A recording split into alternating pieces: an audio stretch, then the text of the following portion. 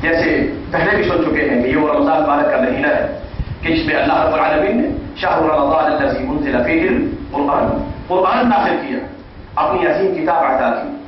تو رمضان مبارک کے اعمال اور عبادات میں خصوصیت کے ساتھ نبی اکرم صلی اللہ علیہ وسلم جب رمضان مبارک کا مہینہ آتا، جتنا قرآن نازل ہو چکا ہوتا اور یدارسہ القرآن، جبرائیل آ کر نبی صلی اللہ علیہ وسلم کے ساتھ مدارست کرتا تھا، پڑھ کے سناتا تھا، اور نبی اکرم صلی اللہ علیہ وسلم بھی قرآن کریم جبرائیل کو پڑھ کر سناتے تھے۔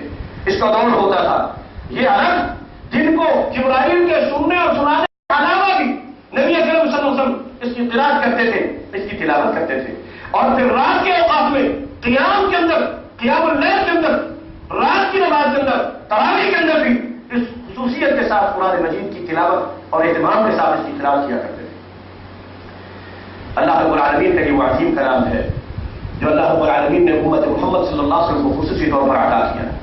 کتابیں تو اللہ نے اس سے پہلے بھی نازل کی، ہمارا ایمان تورات بھی اللہ کی نازل کی ہوئی کتاب، انجیل بھی اللہ کی نازل کی ہوئی کتاب، زبور بھی اللہ کی نازل کی ہوئی کتاب ہے، صحف ابراہیم و موسیٰ، وہ جتنی کتابیں یؤمنون بما انزل الیک وما انزل من قبلک، ان پہلی کتابوں پر ہم نے ایمان لانا ہے، مگر یہ کتاب ان تمام کتابوں سے اعلیٰ ہے، ان تمام کتابوں سے افضل ہے۔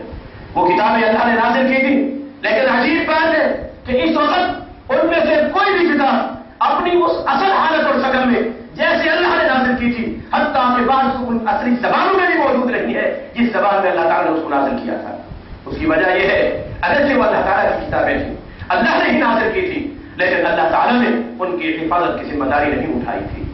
یہ واحد اللہ کی کتاب قرآن جس کی حفاظت کی ذمہ داری اللہ نے اپنے ذمہ لے لی، اِنَّا نَحْنُ نَزَّلْنَا الذِّكْرَ وَإِنَّا لَهُ لَحَافِظُونَ، کہ اس ذکر کو، اس نصیحت کو، اس قرآن کو ہم نے نازل کیا اور ہم ہی اس کی حفاظت کرنے والے ہیں۔ میرے بھائیو، اللہ اکبر، اللہ رب العالمین نے قرآن کریم کو بھی حکم دیا، اقرأ باسم ربک الذی خلق، پڑھنے کا حکم دیا، اتل ما اوحی الیک، اے پیغمبر جو آپ کے اوپر وحی کیا گیا ہے یہ قرآن، آپ اس کی تلاوت کیا کیجیے۔ اور نبی اکرم صلی اللہ علیہ وسلم نے ہمیں بھی حکم دیا، ہمیں بھی اقرأ القرآن فإنہ یأتی یوم القیامۃ شفیعا لأصحابہ، لوگوں قرآن کو پڑھا کرو، قرآن کو پڑھا کرو کہ یہ قرآن قیامت کے دن تمہارا سفارشی بن کے آئے گا۔ رمضان میں یہ دو نعمتیں اللہ رب العالمین نے، ایک روزہ اور ایک قرآن، نبی اکرم صلی اللہ علیہ وسلم ارشاد فرماتے ہیں الصیام والقرآن یشفعان العبد، روزہ بھی انسان کے لیے سفارش کرے گا۔ یا رب منعته من الاکل والشرب، اللہ نے اس کو کھانے اور پینے سے روکا تھا، بھوکا پیاسا رہا یہ اللہ، شفعنی فیہ، میری سفارش کو اپنے اس بندے کے حق میں قبول فرما لے۔ والقرآن یقول، قرآن کہے گا انی منعته باللیل من النوم، اللہ میں نے رات کو اس کو سونے نہیں دیا ہے، یہ رات کو سوتا نہیں تھا، تھوڑا سوتا تھا، قرآن پڑھتا تھا، سنتا تھا، اس لیے فشفعنی فیہ، قرآن بھی سفارش کرے گا کہ اللہ میری سفارش کو قبول فرما۔ نبی اکرم صلی اللہ علیہ وسلم ارشاد فرماتے ہیں فیشفعان، جب یہ دونوں رمضان اور قرآن اللہ سے بندے کے لیے سفارش کریں گے، روزہ روزے دار کے لیے، قرآن پڑھنے والے کے لیے جب سفارش کرے گا تو رسول اللہ فرماتے ہیں یشفعان، اللہ رب العالمین ان کی سفارش کو قبول فرما دے گا۔ یہ وہ سفارشی ہیں جن کی سفارش رسول اللہ نے بیان کی۔ آج ہم نے پیروں فقیروں پر تو آسرا رکھ لیا ہے، امید رکھ لی ہے، فلاں بزرگ ہماری سفارش کرے گا، فلاں ہماری شفاعت کرے گا، فلاں ہمیں بخشوا دے گا، فلاں ہمیں معاف کروا دے گا، فلاں ہمیں پار پہنچا دے گا۔ میرے بھائیوں، ان کی شفاعت کا کوئی قبولیت کا کوئی ثبوت نہیں ہے، کوئی دلیل موجود نہیں ہے، الا لمن اذن له، ہاں اللہ جس کو خود اجازت دے گا۔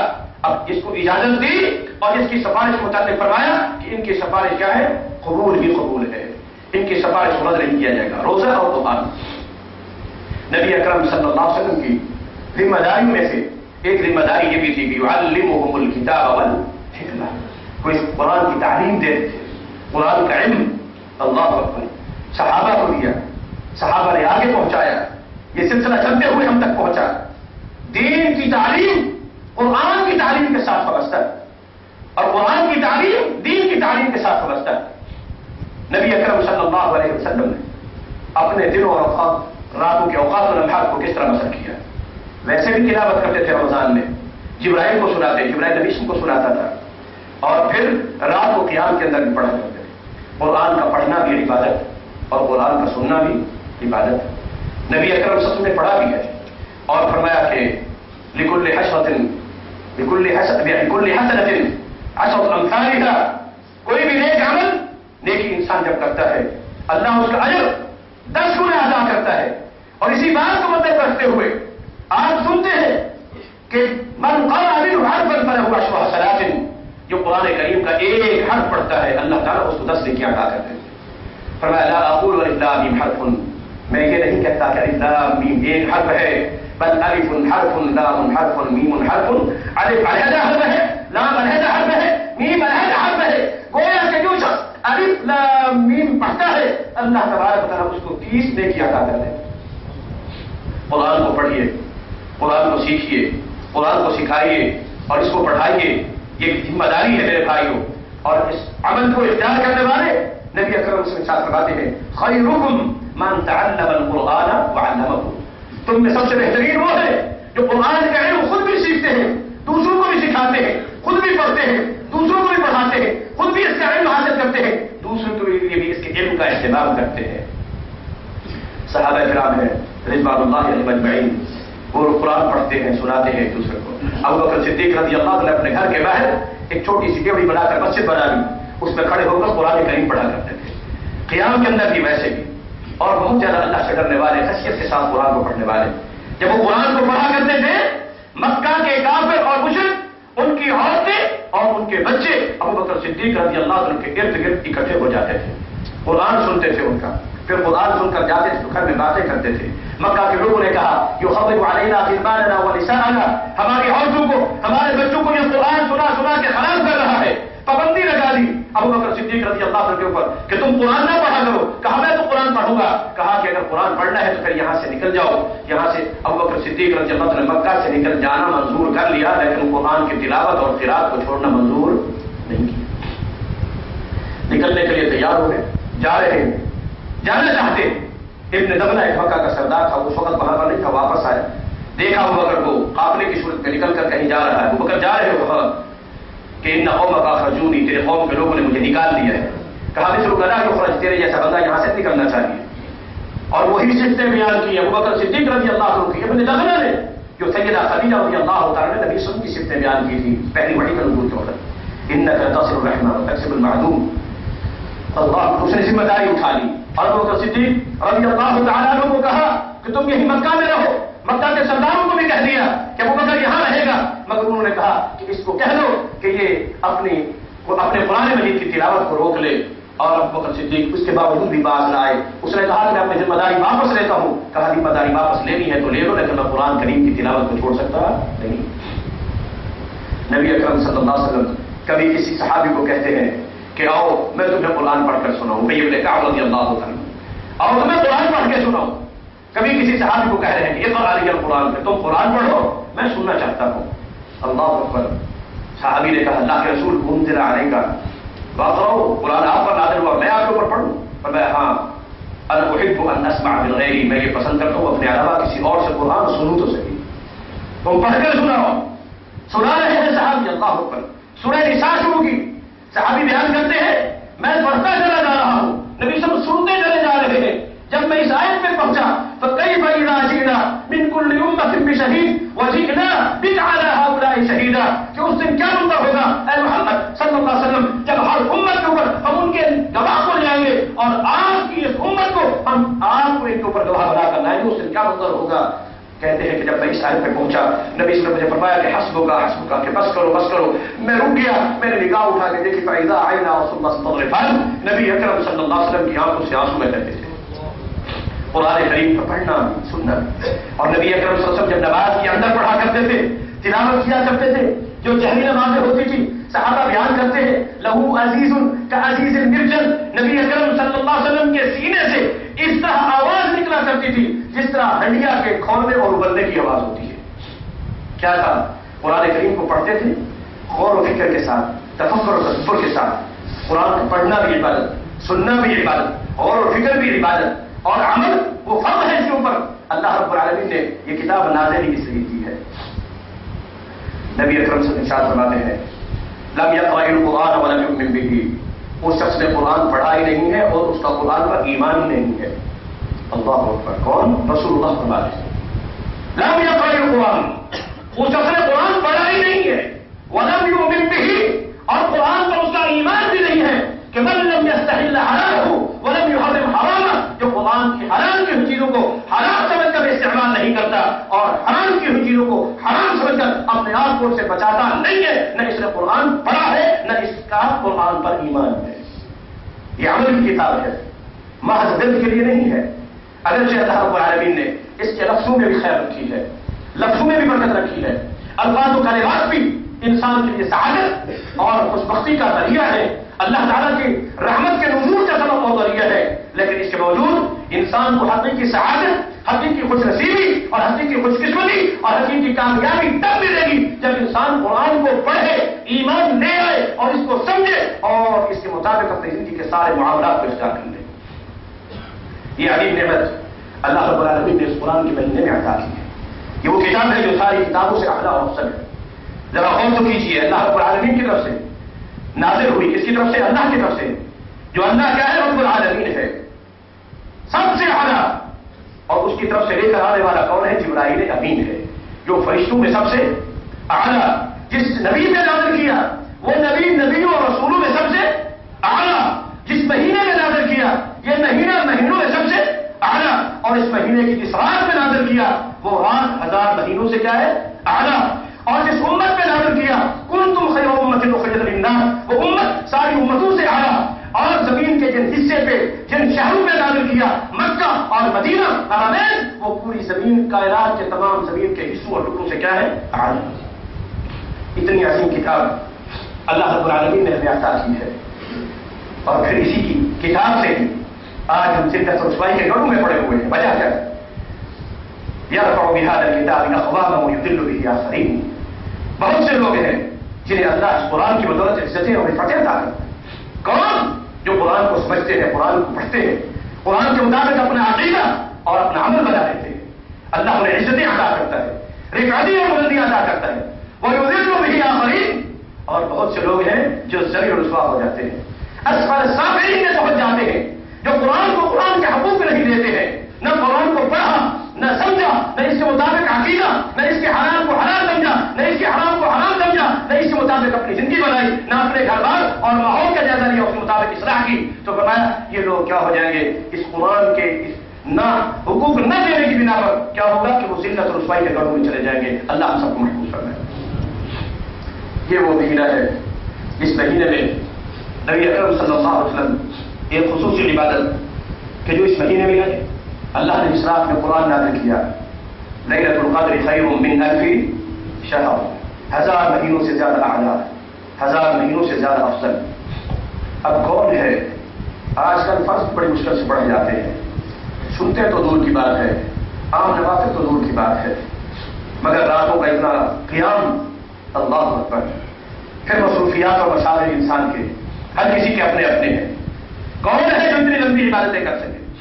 لیکن کیا اللہ نے احسان کرتے ہوئے رمضان مبارک میں ایک رات عطا کر دی، خیر من الف شہر، جو 1000 سال سے کیا ہے؟ افضل۔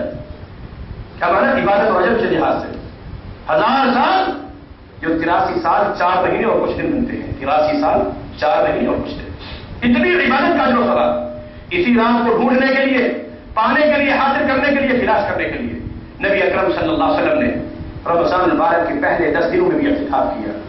اللہ تعالیٰ نے جب تک اطلاع نہیں دی کہ وہ رات کب ہے، اپنے طور پر نبی صلی اللہ علیہ وسلم اس کو ڈھونڈنے کے لیے، تلاش کرنے کے لیے، اگر غیب کا علم ہوتا تو پتہ چل جاتا۔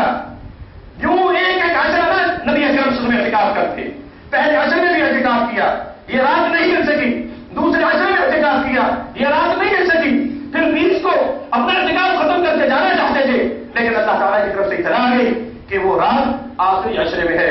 پھر نبی اکرم صلی اللہ علیہ وسلم نے آخری عشرے کا اعتکاف کیا۔ وہ اعتکاف والی عبادت، وہ صرف اور صرف اس اعتکاف والی عبادت کا مقصد کیا ہے کہ لیلۃ القدر والی عبادت کا اجر و ثواب حاصل کرنے کے لیے، اسے ڈھونڈنے کے لیے، اسے تلاش کرنے کے لیے نبی اکرم صلی اللہ علیہ وسلم اس آخری عشرے کا اعتکاف کیا کرتے تھے۔ یہ نبی صلی اللہ علیہ وسلم کی خصوصی عبادت ہے اس رمضان مبارک کے حوالے سے۔ اور پھر صرف یہی نہیں، اس رات کو حاصل کرنے کے لیے، پانے کے لیے، ڈھونڈنے کے لیے نبی اکرم صلی اللہ علیہ وسلم جب آخری عشرہ آتا تھا، شد میزرہ، اپنی تہبت کو، اپنی چادر کو کس لیتے تھے، وَأَيْقَظَ أَهْلَهُ لَيْلَهُ كُلَّهُ، اپنے ساری رات اپنے گھر والوں کو، اپنے بیویوں کو، حتیٰ کہ اپنے صحابہ کو جگاتے تھے کہ اس رات کا کوئی پتہ نہیں کہ کون سی رات ہے، متعین نہیں تھی، ہم نے تو صرف متعین کر لیا، مگر اس کو اللہ رب العالمین کی اپنی حکمت ہے، علم اور مغفرت کا، تاکہ اسے ڈھونڈنے، اسے تلاش کرنے کے لیے، اس کو پانے کے لیے میرے بندے زیادہ سے زیادہ میری عبادت کر لیں گے، زیادہ سے زیادہ راتوں کو جاگ لیں گے، زیادہ سے زیادہ استغفار اور یہ خصوصی عبادت کو ادا کر لیں گے۔ تو رمضان مبارک کی ان اعمال میں سے جو خصوصیت کے ساتھ ثابت ہیں، وہ رمضان مبارک کے آخری عشرے کا اعتکاف ہے، اور پھر راتوں کا جاگنا ہے، راتوں کا احیاء ہے، قیام ہے، اور پھر ان راتوں کے اندر خصوصیت کے ساتھ جو ہے وہ اللہ تبارک و تعالیٰ سے دعائیں ہیں، استغفار ہے شہری کے اوقات میں۔ میرے بھائیوں، جو اعمال خصوصیت کے ساتھ نبی اکرم صلی اللہ علیہ وسلم سے اس مہینے میں ثابت ہیں، ان اعمال میں سے ایک عمل کہ حضرت سیدہ عائشہ رضی اللہ عنہا فرماتی ہیں کہ جب رمضان مبارک کا مہینہ آ جاتا تھا، نبی صلی اللہ علیہ وسلم ویسے بھی رمضان مبارک کے علاوہ ویسے بھی کان اجود الناس، بہت زیادہ سخی، تمام لوگوں میں سے سب سے زیادہ سخی، اللہ تعالیٰ کے راستے میں مال خرچ کرنے والے، لیکن جب بالخصوص رمضان مبارک کا مہینہ آتا تھا آپ اور بھی زیادہ سخی ہو جاتے تھے، یہاں تک کہ من ریح مرسلہ، کہ جو سخت تیز آندھی ہوتی ہے، اشد من ریح مرسلہ، کہ وہ سخت تیز آندھی سے بھی زیادہ، کہ جیسے وہ سخت تیز آندھی آ جاتی ہے تو کسی بھی چیز کو باقی نہیں چھوڑتی، ہر ایک چیز کو اڑا کر لے جاتی ہے، بکھیر کے رکھ لیتی ہے۔ تو یہ مہینہ آتا تھا تو نبی اکرم صلی اللہ علیہ وسلم جو کچھ بھی ہوتا تھا اللہ تعالیٰ کے راستے میں خرچ کر دیتے تھے، اور کوئی چیز بھی گھر کے اندر باقی نہیں چھوڑتے تھے۔ ویسے بھی بعض روایات میں یہ بات موجود ہے کہ رمضان مبارک کے اندر انسان جو عبادت کرتا ہے، عمومی طور پر کوئی نفلی عبادت تو فرض کے برابر ثواب دیا جاتا ہے، اور اسی طرح اگر کوئی فرض ادا کرتا ہے تو 70 فرائض کے برابر ثواب ادا مل جاتا ہے۔ روایتیں اگرچہ سند کچھ اتنی زیادہ معیاری نہیں ہے، لیکن ان روایتوں میں اس انداز کے تذکرے موجود ہیں۔ تو نبی اکرم صلی اللہ علیہ وسلم کے خصوصی اعمال میں سے وہ اللہ تعالیٰ کے راستے میں اللہ تعالیٰ کا دیا ہوا مال وہ خرچ کرنا ان راتوں کے اندر اور ان دنوں کے اندر، یہ اللہ رب العالمین کے پیغمبر جناب محمد رسول اللہ صلی اللہ علیہ وسلم کا ایک خصوصی طریقہ تھا، ایک خصوصی عمل تھا۔ اللہ رب العالمین نے ویسے بھی جو انسان کو نعمتیں عطا کی ہیں، ان نعمتوں کی قدر کا حکم دیا گیا، ان نعمتوں میں سے مال بھی یہ انسان کو اللہ رب العالمین نے ایک نعمت کے طور پر عطا کیا ہے۔ نبی اکرم صلی اللہ علیہ وسلم ارشاد فرماتے ہیں قیامت کے دن لا تزول قدم ابن آدم حتى يسأل عن خمس، کسی بھی انسان کو ایک جگہ سے قدم اٹھا کر دوسری جگہ قدم رکھنے کی اجازت نہیں ہوگی جب تک 5 سوال نہیں ہو جائیں گے۔ پہلا سوال کیا ہوگا؟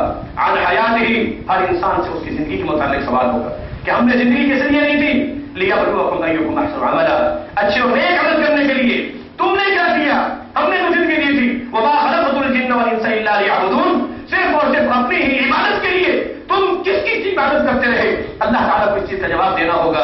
پھر زندگی کے مخصوص حصے جوانی کے متعلق عن شبابہ، جوانی کے متعلق خصوصی سوال ہوگا، اللہ اکبر۔ پھر سوال ہوگا عن مالہ، مال کے متعلق من این اکتسبت، کہاں سے کمایا، کیسے کمایا، حلال طریقے سے یا حرام طریقے سے، اور پھر سوال ہوگا این انفقت، کہ خرچ کیا ہے تو کہاں کیا ہے۔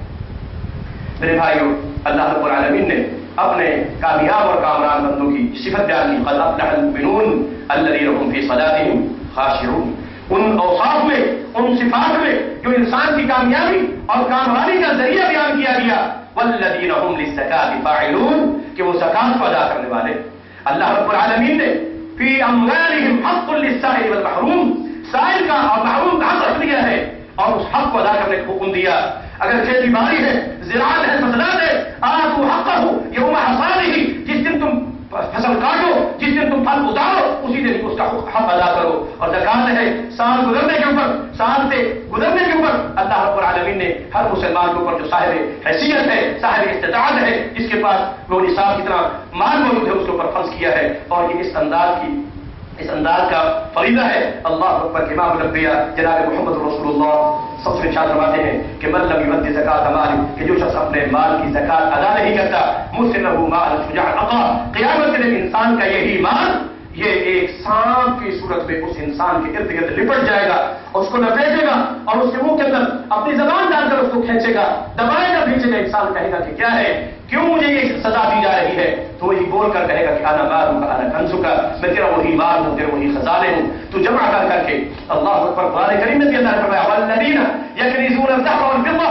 کہ وہ لوگ جو سونا چاندی مال و دولت اکٹھے جمع کر کے رکھتے رہتے ہیں. آگے چل کے فرمایا ولا ينفقونها في سبيل الله، اللہ کے راستے میں خرچ نہیں کرتے، یعنی اس کی زکات ادا نہیں کرتے. تو اس مال کے متعلق یوم یحمى علیہا فی نار جہنم، قیامت کے دن جہنم کی آگ کے اندر اس کو گرم کیا جائے گا. گرم کرنے کے بعد تقوی بہا جباہہم وجنوبہم وظہورہم، انسان کی پیشانی، انسان کے پہلو اور انسان کی پیٹھ کے اوپر اس کے داغ لگائے جائیں گے. انسان کہے گا کہ یہ کیا ہو رہا ہے؟ کہا جائے گا کہ ھذا ما کنزتم لانفسکم، یہ تمہارے وہی مال ہیں جنہیں تم جمع کر کے رکھا کرتے تھے اور اس کا حق ادا نہیں کرتے تھے، زکات ادا نہیں کرتے تھے، اللہ تعالیٰ کے راستے میں خرچ نہیں کیا کرتے تھے. میرے بھائیوں، ان اعمال میں سے جو خصوصیت کے ساتھ اس مہینے کے اندر ثابت ہے، کثرت کے ساتھ استغفار، اللہ تبارک و تعالیٰ سے انسان اپنے گناہوں کی معافی طلب کرے. اللہ اذا تاب العبد تاب اللہ علیہ، جب بندہ بھی اللہ تعالیٰ سے اپنے گناہوں کی معافی مانگتا ہے، توبہ کرتا ہے، اللہ کی طرف رجوع کرتا ہے، اللہ تعالیٰ بھی اپنے اس بندے کی طرف رجوع کرتا ہے. صرف یہی نہیں، استغفروا ربکم انہ کان غفارا، لوگوں استغفار کیا کرو، اپنے گناہوں کی معافی طلب کیا کرو کہ وہ گناہوں کو معاف کر دینے والا ہے. صرف یہی نہیں، من تاب وآمن واصلح، جو سچے دل سے توبہ کر لے، ایمان لے اور اصلاح کر لے، اولئک سیبدل اللہ سیئاتہم حسنات. فرمایا صرف گناہ معاف ہی نہیں ہوتے بلکہ اللہ تبارک و تعالیٰ ان گناہوں کو نیکیوں میں تبدیل کر دیتا ہے. خصوصیت کے ساتھ رات کے اوقات کے اندر ذکر آیا تھا. اللہ رب العالمین نے کچھ لوگوں کا ذکر کیا کہ وہ لوگ جو اللہ تعالیٰ کے سامنے سجدہ ریز ہوتے ہیں یا وہ کون روتے ہیں، خشوع اللہ کے ڈر سے، اللہ کے خوف سے. اللہ تعالیٰ کے ڈر اور خوف سے انسان کو اگر رونا نصیب ہو جائے، انسان کی زندگی بن جاتی ہے اور پچھلی زندگی کے سارے گناہ معاف کر دیے جاتے ہیں. نبی اکرم صلی اللہ علیہ وسلم ارشاد فرماتے ہیں کہ عینان حرمہما علی النار، دو آنکھیں ہیں اللہ تعالیٰ نے جہنم کی آگ ان کے اوپر حرام کر دی ہے. عین حرست فی سبیل اللہ، ایک وہ آنکھ جو اللہ کے راہ میں پہرا دیتے ہوئے، اللہ کے راہ میں مسلمانوں کا اور اسلامی ملک کا پہرا دیتے ہوئے فرض کریے جان کے جو آنکھ بسر ہوتی ہے، وہ عین البکت من خشیت اللہ، اور وہ آنکھ جو اللہ تبارک تعالیٰ کے ڈر اور خوف سے رو پڑتی ہے، اس سے آنسو بہ پڑتے ہیں، اللہ تبارک تعالیٰ اس آنکھ کے اوپر جہنم کی آگ کو حرام کر دیتا ہے. نبی صلی اللہ علیہ وسلم نے ایک صحابی کو کہا تھا، جب انہوں نے کہا تھا مجھے کوئی وصیت کیجیے، تو فرمایا خذ ناحیۃ بیتک وابکی علی خطیئتک، کبھی گھر کے ایک کونے میں اکیلے بیٹھ کر اپنے گناہوں پہ رو لیا کرو اور اپنے رب سے گناہوں کی معافی مانگ لیا کرو. اللہ تبارک و تعالیٰ میرے بھائیوں سارے کے سارے گناہوں کو معاف کرنے والا ہے. بہت سے اور بھی اس طرح کے چھوٹے چھوٹے اعمال ہیں جنہیں ہم چھوٹا سمجھتے ہیں لیکن اللہ کی نگاہ میں اور رسول اللہ صلی اللہ علیہ وسلم کی حدیث کی روشنی میں وہ بہت ہی اہم ہے. تو اللہ سے دعا ہے اللہ تبارک و تعالیٰ ہمیں یہ رمضان مبارک جو اپنی نعمت عطا کی ہے، ہمیں اس کی قدر کرنے کی توفیق عطا فرمائے، ہمیں اس کے وہ اعمال ادا کرنے کی توفیق عطا فرمائے جن اعمال کو وہ پسند فرماتا ہے، جن اعمال کو جناب محمد رسول اللہ صلی اللہ علیہ وسلم اور صحابہ کرام نے ادا کیا. اور اللہ ہمیں ان لوگوں میں سے بنا دے کہ جن کے لیے رمضان مبارک کا آنا سعادت، خوش نصیبی، خوش بختی کا اور گناہوں کی معافی کا ذریعہ بن جاتا ہے. ان لوگوں میں سے نہ بنے بدبخت کہ جن کے لیے رمضان کا مہینہ آتا بھی ہے مگر ان کے گناہ بھی ویسے چلتے ہیں، ان کی زندگی بھی ویسے چلتی ہے، آنا یا نہ آنا ان کے لیے کوئی حیثیت نہیں رکھتا. اللہ ہم سب کو ان سے محفوظ فرمائے. وآخر دعوانا الحمدللہ رب العالمین. الحمدللہ نحمده ونستعینه ونستغفره ونعوذ بالله من شرور انفسنا ومن سیئات اعمالنا، من يهده الله فلا مضل له ومن يضلل فلا هادي له، واشهد ان لا اله الا الله وحده لا شريك له، واشهد ان محمدا عبده ورسوله. اما بعد فان خير الحديث كتاب الله وخير الهدي هدي محمد صلى الله عليه وسلم، وشر الامور محدثاتها وكل محدثة بدعة وكل بدعة ضلالة وكل ضلالة في النار. فاعوذ بالله السميع العليم من الشيطان الرجيم من همزه ونفخه ونفثه. بسم الله الرحمن الرحيم. ان الله وملائكته يصلون على النبي يا ايها الذين امنوا صلوا عليه وسلموا تسليما. اللهم صل على محمد وعلى ال محمد كما صليت على ابراهيم وعلى ال ابراهيم انك حميد مجيد. اللهم بارك على محمد وعلى ال محمد كما باركت على ابراهيم وعلى ال ابراهيم انك حميد مجيد. جیسے یہ ذکر ہوا تھا کہ وہ کون کون سے اعمال ہیں، بالخصوص رمضان مبارک کا روزہ اللہ تبارک تعالیٰ جن کو توفیق دی ہے اللہ تعالیٰ قبول فرمائے. روزہ افطار کرانا، دوسرے آدمی کے روزے کو کھلوانا، اس کے لیے افطاری کا اہتمام کرنا. نبی اکرم صلی اللہ علیہ وسلم فرماتے ہیں کہ من فطر فیہ صائما کان لہ کأجر الصائم، کہ جو آدمی کسی روزے دار کا روزہ افطار کراتا ہے اللہ تبارک و تعالیٰ اس کو اتنا ہی اجر و ثواب عطا کرتا ہے جتنا اس روزے دار کو اجر و ثواب عطا کرتا ہے، اور اس کے اجر میں بھی کسی قسم کی کوئی کمی نہیں کی جاتی ہے. تو اللہ سے دعا ہے اللہ تعالیٰ ہمیں ایسے عمل کرنے کی توفیق عطا فرمائے. اللهم اعز الاسلام والمسلمين، اللهم انصر الاسلام والمسلمين. ربنا آتنا في الدنيا حسنة وفي الآخرة حسنة وقنا عذاب النار. ربنا هب لنا من ازواجنا وذرياتنا قرة اعين واجعلنا للمتقين اماما. عباد الله رحمكم الله، ان الله يأمر بالعدل والاحسان وايتاء ذي القربى وينهى عن الفحشاء والمنكر والبغي يعظكم لعلكم تذكرون.